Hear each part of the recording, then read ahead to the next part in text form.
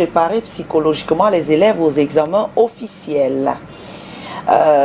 Quand on sait que dans le contexte actuel, les enfants sont en congé, mais ceux qui préparent les examens sont à l'école dans certains établissements. C'est pratiquement même tous les établissements. Tous les établissements, y compris les lycées. Y compris les lycées, puisqu'on ne donne plus les congés aux enfants qui présentent des examens. Parce le but même, c'est quoi? C'est préparer les enfants aux examens, ou assimiler les cours, ou bien pour entrer, pour rattraper le programme des enseignants sur l'année, les cours de l'année. Ok, bonjour chers téléspectateurs de STV, émission de rendez-vous. Les premiers examens sont annoncés d'entrer en classe de 6e. Après, il y a le baccalauréat, nous avons le BPC, le probatoire, il y a même le baccalauréat technique. Donc, on prépare les enfants sur le plan psychologique, sur le plan pédagogique, c'est un certain nombre d'aspects, parce que les enfants, à la veille d'un examen, il y a quelques jours d'examen, les enfants sont dans certaines situations d'angoisse, ils paniquent, beaucoup qui ont mal travaillé tout au long de l'année. Donc à la veille des examens, il y a quelques jours, bien 2 semaines avant, les enfants se disent que ils ont peur en fait, beaucoup paniquent, beaucoup ont peur, beaucoup stressent. C'est pour ça que l'aspect psychologique est très important. Cet aspect qui est abordé par les conseils d'orientation, parce que c'est un module, la préparation des examens. Il y a également les parents qui essaient de soutenir leurs enfants, leur progéniture, à ne pas reproduire le scénario inattendu. Il y a également dans les communautés, quand on parle des communautés spirituelles, donc cet aspect est très important parce que l'échec part d'abord du mental. C'est d'abord du mental, c'est-à-dire l'enfant, je suis pessimiste, j'ai peur de réussir, j'ai peur d'avoir les bons résultats. Pour ça qu'on parle il faut réaméliorer le moral, il faut soutenir psychologiquement. Surtout les enfants qui sont en voie de décrochage, surtout les enfants qui ne rassurent pas. Qui ne rassurent pas. Pour ça qu'il faut doper leur morale, doper leur état d'esprit, afin de leur donner les stratégies, les meilleurs moyens devant leur permettre d'aborder sereinement un examen. Parce qu'on doit aborder un examen de manière sereine. Parce que si on n'est pas serein, le corps bat, on transpire, ça ne sert à rien d'aller l'affronter. Donc c'est un module très important. Très important pour tout enfant, pour ceux qui sont là, pour ceux qui nous écoutent, d'aborder cet examen. Donc c'est le plan psychologique, mais ça ne veut pas dire qu'il n'y a que l'aspect psychologique, mais cet aspect qui déclenche tout le processus. C'est tout le processus.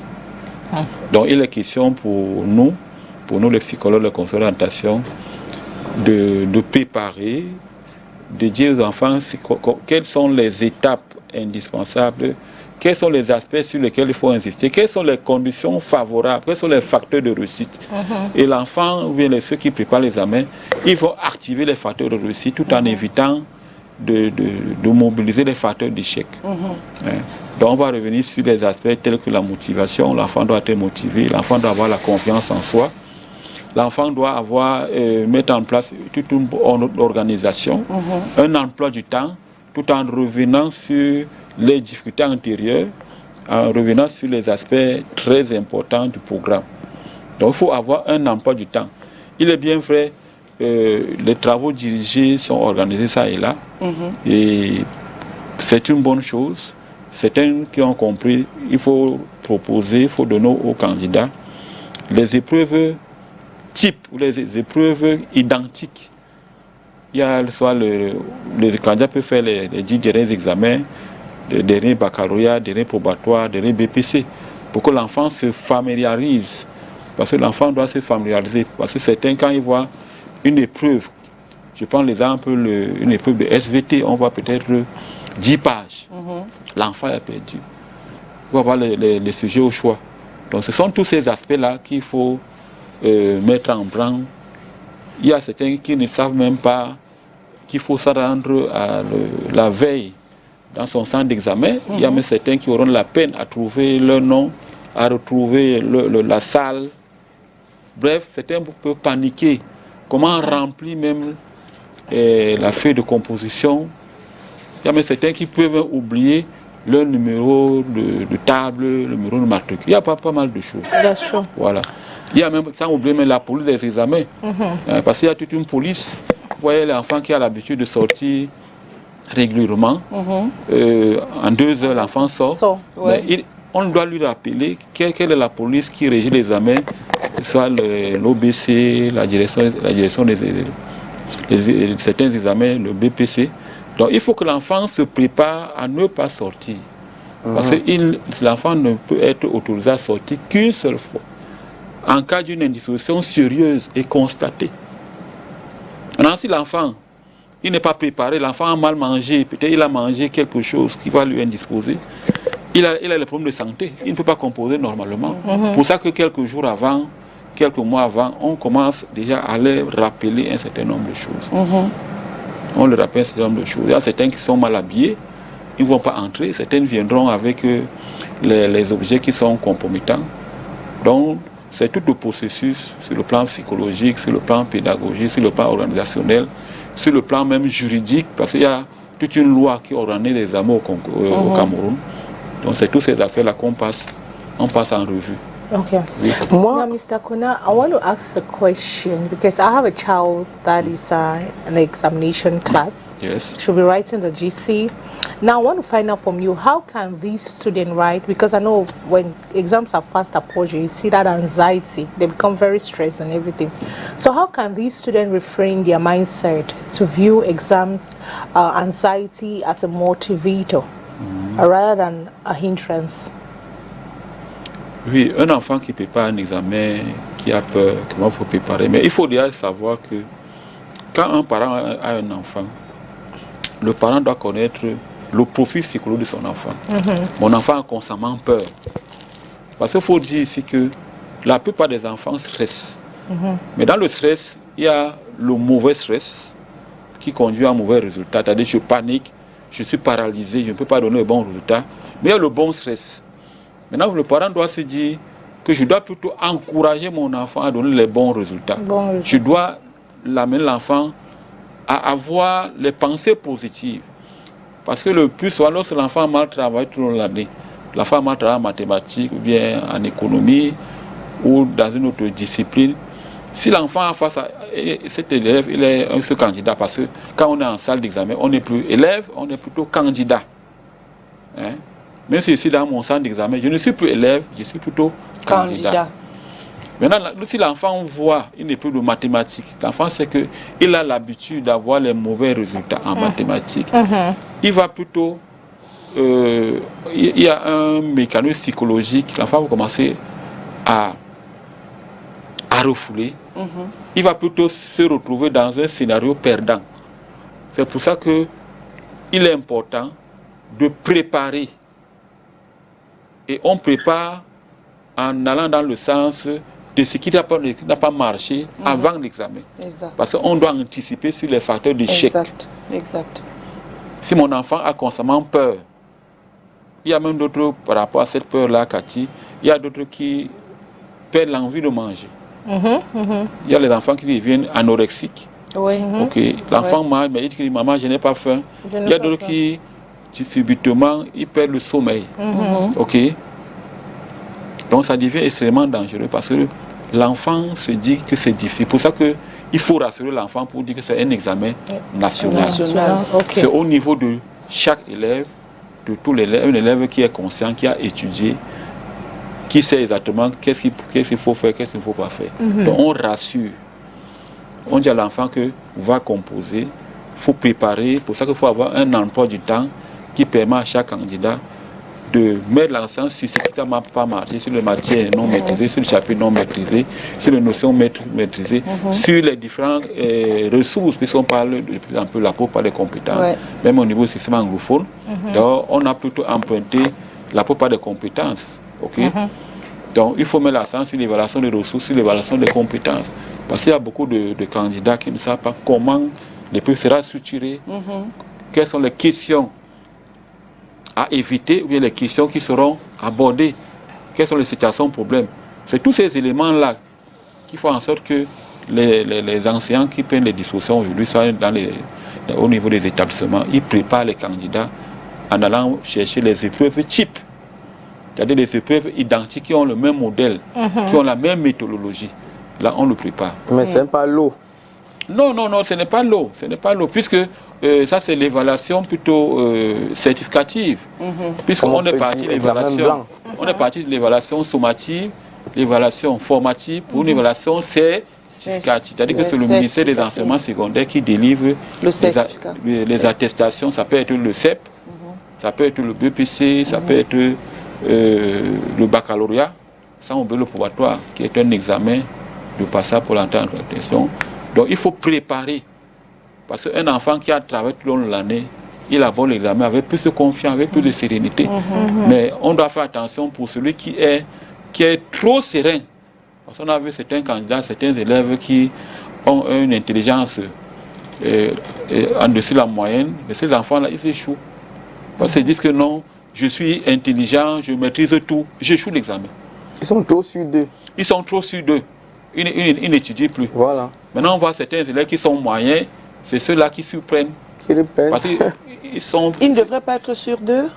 Bon, il faut être sûr, mais c'est une assurance... Non, quand tu es trop sûr de toi, tu as l'impression que tu es au-dessus, tu n'apprends même plus bien. Non, mais c'est une assurance qui ne doit pas... En fait, il faut être humble. Voilà. Okay. Donc, il faut être humble. Monsieur Konevasio, aussi, on a des cas de figure. Quand, une fois, je composais, j'avais ma voisine de banc. On s'entendait, c'est-à-dire que j'étais fort en maths, elle était fort en espagnol, en langue. On a composé le premier jour, je lui ai montré toute la mathématique.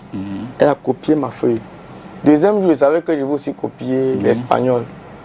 Deuxième jour, le professeur prend sa chaise. Il vient mettre à côté de moi comme si ça soit là, pour faire sa surveillance. C'était bon, c'était bon. Mais c'était bon pour moi, j'ai 0 en espagnol. J'ai 0 en espagnol, 0. Parce que je n'apprenais pas l'espagnol, je comptais sur elle. Donc, d'où il ne faut pas compter sur quelqu'un. Parce que parfois, tu peux pas t'afficher même le jour, le maître. Moi, je ne suis même pas sûr. Il ne faut pas compter sur le voisin. Je dis, est-ce que vous, en tant qu'enseignant, quand vous surveillez les enfants afin qu'ils ne puissent pas tricher, on comprend très bien. Mais il y a des enfants qui paniquent quand ils ont le professeur juste à côté et que parfois le cerveau s'arrête, si je peux me permettre l'expression. Mais comment faire face donc quand on a un enfant comme ça? Si un parent a un enfant qui est comme ça, et parce que l'enfant va expliquer ça à son parent, quelle est l'attitude du parent face à cet enfant? Qu'est-ce que le parent devrait dire à l'enfant? Et qu'est-ce que l'enfant devrait faire quand il est face à ce type de situation? Bon, je venais de dire tout à l'heure que préparer, c'est anticiper. C'est-à-dire que je connais mon enfant, l'élève se connaît, puisque quand on fait l'évaluation de soi, la connaissance de soi, on fait son propre diagnostic et on rentre dans une phase de préparation. C'est-à-dire qu'on ne constate pas le problème le jour J.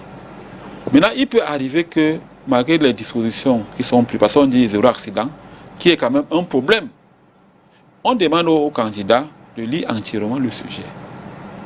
Tu prends le sujet, tu lis entièrement le sujet. Il y a les parties qui sont indépendantes. Et tu commences la partie la plus abordable pour toi. Ok. Donc, quand tu vas commencer à travailler sur la partie la plus abordable pour toi, l'inspiration va venir doucement. Maintenant, mais il arrive parfois que le candidat, il peut arriver que le candidat, qui n'a pas préparé du tout. C'est pour ça qu'on voit certains... Parfois, il peut avoir préparé, mais il est bloqué. Quand on pense ça, c'est la mémoire. Parce qu'il y a la mémoire à court terme, à moyen terme, à long terme. À l'examen, la mémoire qui est indispensable, c'est la mémoire à long terme. C'est-à-dire que l'enfant a déjà intégré les compétences. Prenons un exemple simple. Le professeur vient faire le cours, ce qui est déconseillé. C'est une situation. L'enfant dit, monsieur, je ne connais pas telle partie, tel exercice. Le docteur vient, il va expliquer à cet enfant-là. Peut-être il ne sait pas quoi sur les fonctions de second degré. La veille, le professeur est venu, c'est venu le lendemain. Parce que cet enfant va trouver. Parce que cet enfant n'a pas travaillé, n'a pas compris ces notions tout au long de l'année. Il ne peut pas avoir les bonnes réponses. Parce qu'il n'était pas préparé. Pour ça qu'on dit on prépare l'examen pendant 9 mois. 9 mois entiers. De manière interrompue. Et quand on dit 9 mois, ce n'est pas seulement sur le bac. Quand on dit le bac, on a commencé à préparer le bac depuis la 6e, pour ne pas dire depuis le corps primaire. Voilà. Donc c'est de manière interrompue. Donc on ne peut pas dire qu'un candidat qui a révisé, il a vu un sujet, puis il est tombé sur un sujet, sur un chapitre, c'est venu. Il ne peut pas. Ça c'est clair, non? Mais un élève qui a l'habitude de donner les bonnes réponses, régulièrement, il est sur le sujet. C'est un enfant, il est sûr d'avoir 14-15 au moyen. Voilà. Donc, ça veut dire que... Parce qu'il a déjà atteint un niveau de maîtrise. Voilà. Ça veut dire que quand un élève étudie bien, voilà, il a moins de stress. Il ne stresse pas. Parce que je vais revenir sur la question de Megas qui a posé la question que quand vous les surveillants, vous venez vous mettre à côté des élèves, ça les stresse. Moi, j'ai fréquenté ça avec une fille. Tu vas revenir là-dessus, s'il te plaît. Non, ça ne se fait plus. Hein, parce que les choses évoluent. Oui, on faisait... J'ai fréquenté avec une fille quand on faisait l'examen, ça était assise à côté de moi. Non, en fait, ce que le surveillant est venu s'asseoir à côté d'elle. Non, ce n'est pas... Tellement qu'elle était stressée, elle transpirait, elle a pissé. Donc à ce moment, quand les pistes font sur le banc. C'était le stress. Non, comment ça se passe? L'appel de candidat se fait. L'appel de candidat se fait à 7 heures. C'est-à-dire que le candidat doit arriver en salle d'examen. Je veux dire, il doit attendre en salle d'examen à 7 heures. Et on procède à l'appel des candidats. Le candidat passe s'asseoir. Il fait d'abord sa préparation psychologique. C'est ce que nous faisons. Il ne faut pas venir après 7 heures. Maintenant, le surveillant de salle, ou bien le chef de salle, va procéder à la lecture de la police des examens. Il va lire entièrement la police des examens. Quels sont les droits, quels sont les devoirs. Maintenant, dans une salle d'examen, il y a 2 surveillants. Il y a le chef de salle, il y a un autre surveillant. Maintenant, on dit exactement quels sont les défaillants, quelles sont les conséquences lorsqu'un candidat triche. Ce n'est pas possible. Donc, ce n'est pas possible. Peut-être que c'est fait avant, mais tu ne peux pas voir s'il y a des choses. Donc, une fois que on soupçonne que tu es en train de tricher, il y a un procès verbal qui est fait à l'instant T. On fait venir le chargé de mission de l'OBC, on constate la tricherie, directement, vous partez au secrétariat, on va se référer à l'OBC qui est à Yaoundé, on vous met dehors. Donc il n'est même pas possible de jeter un coup d'œil sur la feuille d'un candidat. Ce n'est pas possible. Et aucun surveillant ne peut venir t'asseoir à côté d'un autre candidat, un candidat pour nous. Mais il est là, on fait le tour, parce qu'on dit que on fait le tour, on fait les rotations. Première rangée, deuxième rangée, donc on fait les rotations. I feel like Kavino's question, right? Because we know there are some invigilators that, I don't know if it's like, they just want to traumatize the student. You see them, like you said, it's supposed to be like a rotation. Maybe they're moving from one end in the classroom, the examination hall, to another. But there are others. Is it okay for an invigilator to come and sit, like during exams, to stand beside a student that is writing? Voilà. Is it okay for an invigilator to stand, like, pendant l'examen, tu es en train d'écrire, donc comment on appelle, le surveillant vient rester juste à côté de toi? Est-ce que c'est normal là? Is it okay for the invigilator to stand beside a student that is writing an exam? Le surveillant ne peut pas venir s'asseoir devant un candidat. Mais le surveillant qui fait le tour de la salle, il a constaté un problème. Peut-être qu'il peut se rapprocher en face d'un candidat pour avoir les éléments de preuve. Puis avant que l'examen commence, il y a toute une chaîne préparatoire. Il y a d'abord, tous les surveillants sont préparés. Il y a le chargé de mission, il y a le chef de centre qui est le poseur toujours. Nous avons le secrétariat. On procède à la préparation des enseignants qui vont prendre part à tout processus d'examen. On leur rappelle ce qu'il faut faire, ce qu'il ne faut pas faire. Pendant que le surveillant est en salle, nous avons le suivant des surveillants qui circulent. Il y a les chargés de mission qui circulent. Nous avons les chefs de secrétariat qui circulent. Donc tu ne peux pas venir, tu te mets devant un candidat, parce que pendant que toi tu es surveillant de salle, il y a quelqu'un d'autre qui te surveille, qui est garant de la confidentialité des examens. Il y a le chef de salle qui est là. Parce que tu ne peux pas seulement surveiller un seul candidat, parce que tu as au moins 40 candidats devant. Et tu dois faire le tour. Donc il faut être éveillé. Donc si les pratiques telles que tu as signifié là, ta méthode se faisait, les pratiques on peut plus observer s'il y a des choses. Donc on laisse le candidat composer. Je veux dire que maintenant il peut arriver, par exemple on a observé ça à Mireille, que l'élève ne confonde son statut qu'il avait dans son établissement, son statut d'élève et son statut de candidat. C'est pour ça qu'on évite de mettre dans une salle d'examen les enseignants qui ont une certaine proximité avec la matière, une proximité avec les élèves. Je pense que ça, c'est le secrétariat procède toujours à ce genre de vérification. C'est les mathématiques, on ne peut pas t'envoyer. Tu peux envoyer surveiller les mathématiques, sur le français. Donc, on envoie un candidat, un surveillant différent de la discipline. Donc, ça ne se fait plus. Maintenant, tout est scientifique. Okay. Et on te rappelle, tu as l'ordre. Mr. Kona, are there specific psychological techniques maybe students will need to use in order to reduce stress during pre-exams, in order to reduce pre-exam stress? Comment you have psychological techniques, maybe like visualizing or mindfulness. Yes, very, very good. Bon, pour ça qu'on dit 2 semaines avant l'examen, 2 semaines avant l'examen, on n'apprend plus. Ok. 2 semaines avant l'examen. C'est-à-dire que la préparation pédagogique, c'est-à-dire que les exercices, parce que 1 mois avant, le candidat doit uniquement mettre l'accent sur les exercices type examen. Mais arrêter 2 semaines avant. Pourquoi il faut arrêter 2 semaines avant? Parce que si le candidat continue à faire les exercices le jour, la veille de l'examen, le stress va augmenter, l'adrénaline va augmenter. Ok? Parce que le candidat va toujours se dire que je ne maîtrise pas certaines notions.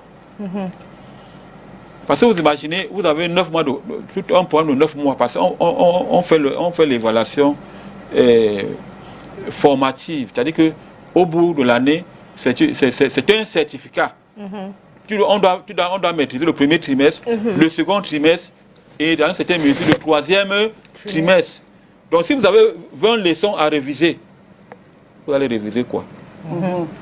C'est pour ça que sur le plan pédagogique, on demande aux candidats de faire les fiches. C'est-à-dire que je peux avoir les petites en mathématiques, je dois me rappeler les formules, je dois me rappeler en français les citations, je dois me rappeler les petites notions qui vont me permettre de me rappeler. Si c'est en la vie de la Terre, nous avons les définitions, les QCM, il y a l'exploitation des documents, nous avons l'appréciation des informations scientifiques, c'est-à-dire qu'au niveau des expériences, il y a les situations problèmes.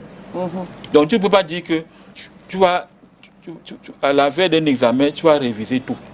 Mais tu vas mettre l'accent sur la méthodologie, sur tes propres fiches. Il est important de relâcher. C'est-à-dire que tu dois te balader, aller dans un espace vert, de faire autre chose, d'éviter de consommer le café noir, parce que la plupart des élèves, pour augmenter la veille, ils prennent le café noir. Tout doit changer, même au niveau de l'alimentation. Les enfants doivent prendre peut-être les fruits, la vitamine C, qui augmente la veille.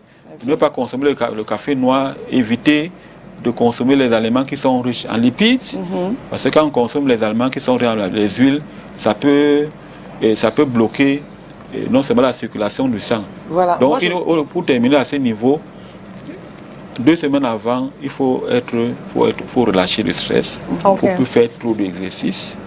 Il faut lire les fiches, il faut se détendre. Pour boucher. Voilà, il faut travailler beaucoup plus au niveau de la reconnaissance, c'est-à-dire que comment est-ce que ma mémoire va fonctionner. Et se rendre la veille, aller dans son centre d'examen, regarder son nom, éventuellement visiter son centre et la salle d'examen et se préparer psychologiquement. Hein, voir déjà comment on va aborder les épreuves, comment les épreuves seront structurées. Parce que c'est en mathématiques, on va voir peut-être 2 exercices et un problème. Si c'est en physique-chimie, en physique, on a tous les 4 exercices. Donc on se prépare déjà psychologiquement à vivre l'événement, à vivre la situation, de ne pas subir. Donc voilà ce que je peux dire à ce niveau. Il faut également marcher, faire la marche, les petites activités sportives, mais pas les activités sportives qui exposent aux accidents. On peut marcher, on peut faire une petite natation, et ainsi de suite. Voilà, moi je voudrais poser la question de savoir pour cet élève, puisque les examens ça commence là dans 1 mois et demi, là, à partir du mois de mai même. Hein, oui, dans à peu près un mois. Dans 1 mois là, dans quelques semaines. Moi je veux savoir pour cet enfant qui n'a pas encore cette assurance-là, qui n'a pas encore révisé totalement, qui n'a pas assimilé certains coups et qui panique déjà en voyant le temps qui approche, qu'est-ce qu'on devrait dire à cet enfant, qu'est-ce que le parent qui nous regarde en ce moment, parce que l'enfant peut être à l'école, le parent qui nous regarde, qui est face à ce type d'enfant, devrait se comporter. Déjà, surtout s'il n'a pas assimilé tous les cours, vous voyez un peu, vous avez des lacunes sur plein de choses et vous paniquez de l'intérieur. C'est-à-dire vous êtes anxieux, anxieux parce que je ne sais pas si je vais bien, je n'ai même pas tout assimilé, le temps approche, mon cœur bat, et même quand j'étudie, je ne suis pas très concentrée à cause de cette anxiété-là que je vis constamment. Parce que le temps approche. Voilà pourquoi on disait à l'école qu'on ne nourrit pas la poule le jour du marché. Bon, moi je dis maintenant face à ça, quand on est face à ce type d'enfant, parce que c'est facile de dire qu'on ne nourrit pas la poule le jour du marché, il peut avoir des problèmes que l'enfant a pu subir, pendant l'année. Durant et puis maintenant veut se rattraper à la dernière. Il est en retard. Que faire? Quelle attitude adopter? Bon, déjà, il est presque difficile pour un candidat de maîtriser 100% de cours. Voilà. Mais si le candidat maîtrise 50% de cours, 50%, c'est-à-dire qu'il a bien lu, il a bien maîtrisé le premier trimestre et une bonne partie du second trimestre. C'est sûr que si ce que le candidat a maîtrisé, si le candidat, ce qu'il a maîtrisé, il est capable de donner les bons réponses aux examens, cet enfant va réussir. C'est-à-dire que je peux composer sur 10 points, sur 10 points, ou bien sur 11 points, sur 12 points, et avoir mes 10 heures. Donc le problème n'est pas de courir. Il faut maximiser ce qu'on maîtrise. C'est le premier conseil. C'est-à-dire que ce que je maîtrise, les cours que j'ai assimilés, le niveau de maîtrise, je le fais bien. Mais je ne suis pas obligé de répondre pour répondre. Je ne suis pas obligé de dire n'importe quoi, d'écrire n'importe quoi. Je ne peux pas donner les réponses alors que je n'ai pas la certitude que j'ai maîtrisé les questions. Ça, c'est quelque chose de très important. Donc, si je sais que j'ai sur 10 points, j'ai 12 points, je prends le temps. Bien sûr, je dois avoir la montre là. Avec 1000 francs, on peut avoir une montre là. Là, les montres électroniques avec 1000 francs. Et il y a certains parents qui le font avant que mon enfant aille composer. Je dois lui acheter une montre. Mais pour ceux qui savent la gestion du temps, je commande à le préparer. C'est-à-dire on anticipe là. Puisqu'on est là la peau proactive, on est là la peau préventive. C'est-à-dire que 1 mois avant, si l'épreuve est de 2 heures, mon enfant s'assoit, il va traiter un sujet de 2 heures. Parce qu'il y a certains enfants qui ont une intelligence lente, c'est-à-dire que la mémoire n'est pas fluide. La mémoire est cristalline, c'est-à-dire que s'il y a un certain blocage, c'est comme si le robinet là, quand l'eau coule, ça coule un peu. C'est-à-dire que certains enfants, à un moment donné, c'est-à-dire qu'en amont déjà, pour ceux qui se sont rapprochés des psychologues, des spécialistes, là, c'est la réelle difficulté d'apprentissage qu'il faut corriger. C'est une maladie. Parce que certains enfants, ils réagissent lentement. Au ralenti. Ce sont les enfants, soit ils ont le problème de dyslexique, C'est-à-dire que les enfants qui ont le problème de lecture, le problème de dyscalculie, soit le problème de dysgraphie, bon, malheureusement, il va falloir que de plus en plus qu'on sache, qu'on appelle à différencier, on dans l'éducation inclusive. Les parents ont posé ce problème. Monsieur, mon enfant connaît, mais il est lent, il écrit lentement. Qu'est-ce qu'on fait pour un enfant qui a les réponses, mais il ne peut pas réagir pour 45 minutes. On va maintenant rentrer dans l'éducation inclusive. C'est-à-dire qu'on sait que cet enfant, il a des particularités. Ça, c'est un aspect important. Cet enfant, il a les particularités, il a les difficultés. Mais il n'a pas de difficulté parce qu'on ne peut pas le classer au même niveau. Mais on le classe en fonction de sa difficulté. Donc on ne peut pas dire qu'en 2 heures, il va s'en sortir. Mais sauf qu'il est dans un centre d'examen différent. Il est dans un centre d'examen qui ne tient pas compte de spécificité, qui ne tient pas compte de la vulnérabilité. Nous sommes en train de travailler là-dessus pour que l'État puisse, ne puisse plus catégoriser, ne puisse plus mélanger les enfants à besoins spécifiques. Et là, oui, c'est très important parce qu'on dit éducation inclusive, c'est bien, mais l'évaluation n'est plus inclusive. Et que l'évaluation ne tient plus compte les enfants, soit ils sont autistes, ils sont dysgraphiques, ils sont dyspraxiques, ils sont dyscalculiques. Donc, on ne tient plus compte de ça. Ça, c'est vraiment un problème. Pour ça que certains enfants, ils recalent, n'est-ce pas? Et ça, c'est un plaidoyer en tant que responsable de la société civile, que l'État, désormais, si on dit examen, on sait qu'on a un centre d'examen qui est à Bonanjo, mais les enfants ont les mêmes épreuves. Donc ça, c'était une bonne parenthèse pour le dire que si je prépare mon examen, je sais que je maîtrise, je fais mon évaluation, je sais que sur les 20 points, je peux attraper 10 points. Je maximise les 10 points. D'accord. Je ne cours pas. C'est-à-dire que si c'est 2 heures, je vais prendre les 2 heures pour faire et pour bien traiter les 2 exercices. Mais en amont, comme je dis tantôt, on travaille pour que l'enfant accélère. D'accord. C'est-à-dire qu'il y a les enfants qui lisent lentement. Il y a les enfants, ils ont les réponses, mais il faut le booster. Il faut un travail, il faut accélérer le rythme. Il faut un électrochoc. Parce que là, maintenant, l'enfant doit rentrer dans une psychothérapie. Donc l'enfant doit rentrer dans une psychothérapie pour favoriser l'éveil. Et ce n'est pas le jour de l'examen que l'enfant va faire les miracles. On va seulement constater que les résultats ne sont pas bien passés. Sakona, how can this student, right, avoid procrastination and last-minute cramming? Last-minute cramming, c'est pas en français, c'est la dernière minute. Non, last-minute cramming. Donc, c'est-à-dire, tu veux mémoriser les derniers trucs. Les dernières minutes pour mémoriser. Like, how can they avoid procrastination and last-minute cramming? Comment faire pour ces personnes-là qui veulent mémoriser à la dernière minute? Voilà. Bon, la gestion de la mémoire, c'est tout un programme. Et le plus important, c'est la mémoire à long terme. D'accord. Et non la mémoire à court terme. Parce que dans la mémoire à long terme, l'enfant sait comment il va récupérer les informations qu'il a stockées dans la mémoire. Ça, c'est la dimension cognitive. On apprend l'enfant à travailler avec la métacognition. C'est-à-dire que l'enfant sait que si j'ai travaillé, si j'ai étudié, puisque la mémoire fonctionne comme un système, d'abord la phase d'entrée, la phase d'organisation, la phase de rappel. Et la phase de rappel, ça vient à la fin. Maintenant, il peut arriver qu'au départ, c'est-à-dire que l'enfant n'a même pas étudié du tout. C'est-à-dire que l'enfant, je suis en classe, je ne suis pas concentré, je suis inattentif, je suis impulsif.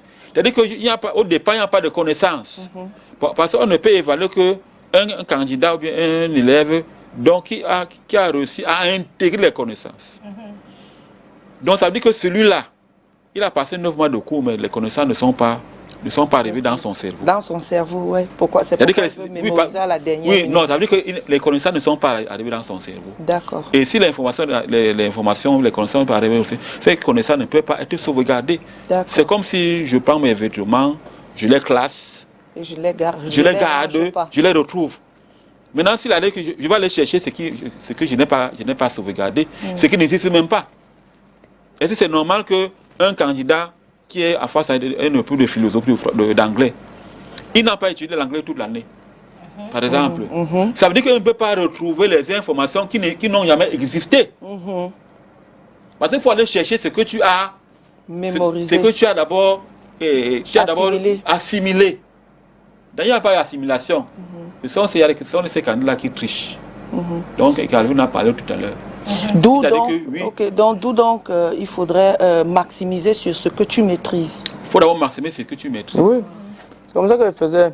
C'est pour ça qu'en amont, on dit aux candidats que toutes les matières de premier groupe, matières de deuxième groupe, toutes les matières se valent. Tu peux être en terminale C. Oui. Si tu n'apprends que maths, physique, chimie, tu auras 8 de moyenne. Mais si le groupe 2, tu peux avoir 12 de moyenne. On fait la somme des deux. Tu as 10 de moyenne, tu as ton bac. D'accord. On va aller retrouver le Vox Pop du côté de Yaoundé avec Thierry Onde qui est descendu dans les rues de la capitale politique pour recueillir ses réponses. Oui. De prime abord, il faut dire aux enfants que l'école n'est pas dure et qu'il faut apprendre pour réussir. C'est la clé du succès. Tu dis à l'enfant, prépare-toi, je vais te donner un cadeau. Prépare-toi, tu seras un grand dans ce pays. Prépare-toi, je vais t'offrir un téléphone, je vais te donner tel cadeau. L'enfant est prêt en ce moment-là. Il ne faut pas passer par la bastonnade, par des intimidations, par des brimades. Il faut préparer l'enfant pour son avenir. Ça dépend d'abord de l'enfant. Oui. Et puis, l'aspect, on ajoute les répétiteurs, on s'en va à l'établissement, dire à ses enseignants que il faut que l'enfant travaille beaucoup, donner aussi des conseils à l'enfant à partir de l'école. Ce qu'on fait à la maison, c'est bien, mais ça se complète également au niveau de l'école. Je pense que la même préparation va durant toute l'année scolaire. Lorsqu'un enfant est en classe d'examen, il faut déjà le préparer dès la rentrée scolaire, à ce qu'il sache qu'il a un événement important en fin d'année. Qu'il sache qu'on peut s'amuser, on peut aller en vacances, on peut, je ne sais pas trop, mais il y a quelque chose de particulier qui vient, c'est-à-dire à un moment donné, il faut se concentrer et se donner à fond pour que l'année ne soit pas ratée. Donc je pense que c'est un accompagnement que nous les parents devons avoir au quotidien, lui rappeler d'abord que l'année est particulière et maintenant lui mettre dans les conditions vraiment d'études qui lui permettent vraiment de ne pas rater l'année telle que je l'ai dit. Ouais, pour mieux préparer psychologiquement les enfants pour les examens de fin d'année, il faudrait déjà ne pas les frustrer. Les parler, les mettre face aux réalités actuelles et ensuite suivre leur fréquentation. Et puisque la préparation des examens de fin d'année commence depuis la rentrée, je pense que c'est là que ça va. Déjà, à mon humble avis, je pense que les enfants, déjà, au niveau de la maison, tout commence par l'éducation. Et s'il faut parler de la psychologie, je pense qu'il faut galvaniser déjà l'enfant déjà en début d'année. Naturellement, en l'amenant à lire les cahiers tous les jours, à étudier tous les jours et de temps en temps lui montrer que l'examen peut être facile si et seulement si il le prépare. Et de temps en temps, l'amener l'enfant à comprendre qu'il doit croire en lui et croire à son potentiel. Bon, il est bien vrai que pour révéler ce potentiel-là, il faut l'encourager naturellement à étudier tous les jours. Et à coup sûr, avant l'examen, il peut être déjà prêt pour affronter toutes les épreuves et réussir bien, pourquoi pas. En tant que parent d'enfant, je dois d'abord mettre dans la tête de l'enfant que tout élève, personne ne dépasse l'autre. Et deuxième point, il faut travailler, beaucoup étudier pour réussir en fin d'année et avoir le courage d'affronter l'examen. Quand on étudie, on n'a plus peur. Donc, et mettre en tête qu'aucun élève ne te dépasse. Vous êtes tous au même pied d'égalité et que tu peux réussir ton examen si tu as ce courage-là. C'est vrai. Motiver les enfants, chaque parent. Merci Thierry Onde depuis Yaoundé. Motiver les enfants, la plupart, c'est beaucoup plus ça qui revient. Oui, Cathy. Yeah, to motivate. Sorry, did I cut you short? No. Okay, I didn't cut. Now, I know that normally, usually, like, or normally during this period of pre-examination and preparing for examination, most of these children, they find it so difficult to socialize. Like, if for example, if they have even party at home, most of them will not want to, because the only thing they think of is exam. We have just few days or few months to our exams. Now, how can these children balance studying, sleeping and socializing while preparing for their exams? Le sommeil est important. So how do they balance studying, sleeping, socializing? Chaque chose à sa place. Chaque chose à sa place. Étudier, se reposer, travailler. Bon, le sommeil, parfois à un moment donné, les enfants perdent, du moins, ils ne dorment plus. Ils ne dorment plus. Il y a certains qui ne dorment plus. Ça, c'est une autre dimension pour les enfants qui sont stressés, les enfants qui paniquent. Il y a même certains enfants qui font ce qu'on appelle, quelqu'un dit, monsieur, je suis en stade bloqué. Je suis en stade bloqué. Maintenant, ils vont utiliser des produits, les drogues psychotropes là, le café noir, tout ça, le Coca-Cola, pour ne pas, non, vraiment c'est déconseillé. Vraiment c'est déconseillé. On ne demande pas à un enfant d'aller utiliser les produits dopants pour augmenter le temps d'apprentissage. C'est très important. Mais on sait que les grandes classes, tu peux dormir à 23 heures. Oui. Tu peux dormir à minuit. Parce que l'important du sommeil, le sommeil est important parce que les psychologues le savent, le sommeil joue un rôle de régulation. C'est-à-dire que quand tu as bien étudié, quand tu dors bien, peut-être que à la veille, tu avais un problème qui te tracassait, une énergie qui te tracassait. Le matin, tu te réveilles, tu as la solution. Tu as la solution au problème. Donc c'est très important de dormir.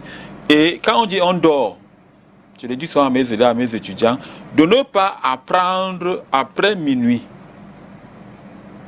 Parce que, monsieur, il y a le bruit à la maison, je me réveille à minuit, puis je dis que non, ça ne marche plus. Non, vous savez que tu as dans la nuit. Hein? Non. La journée, il y a une journée qui est bien réglée et notre horloge biologique fonctionne de la même manière. Tu dors à 23 heures. Tu te réveilles à 4 heures. À 4 à 5 heures. Ça dépend de l'horloge. Parce que chaque enfant a son horloge. Ça ne marche pas. Il y a certains qui n'apprennent pas la veille. Ils attendent 3 heures. Ça ne marche pas. Parce que tu apprends d'abord. Il faut d'abord réviser ce que le professeur t'a donné en journée. Et puis tu peux revenir là-dessus la veille.